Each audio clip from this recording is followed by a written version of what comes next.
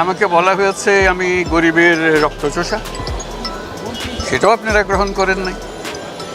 রক্ত চুষতে হলে যেটা করতে হয় সেরকম কাজ আমি করি নাই, আপনারা দেখেছেন। আমি 1 কোটি গরিব মানুষকে একটা ব্যাংকের মালিক বানিয়েছি।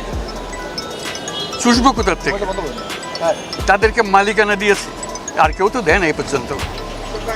এটা তো সত্য ঘটনা, এখনও আছে তারা মালিক।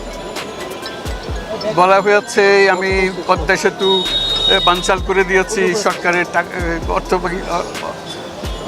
ওয়ার্ল্ড ব্যাংকের টাকা বন্ধ করে দিয়েছি। আমাকে পদ্মা নদীতে 2 বার চুবানো দরকার, বহুবার বলা হয়েছে, বড় বড় অনুষ্ঠানে বলা হয়েছে, আপনারা সেটা গ্রহণ করেন নাই। আজকে যে অভিযোগ এনেছে সেগুলো একই নিয়মের, একই কাহিনীর অন্তর্ভুক্ত।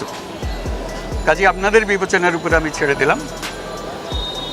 আজকে যে অভিযোগ, এই জোচ্চুরি, অর্থ আত্মসাৎ, অর্থ পাচার, এগুলো সত্য কিনা নাকি এই সুদখোরের মতো কথাবার্তা, এগুলো সেটা আপনাদের বিচারের জন্য ছেড়ে দিলাম। আমি আপনাদের বিবেচনায় বিশ্বাসী, সেভাবেই আমি আপনাদের কাছ থেকে আশা করব।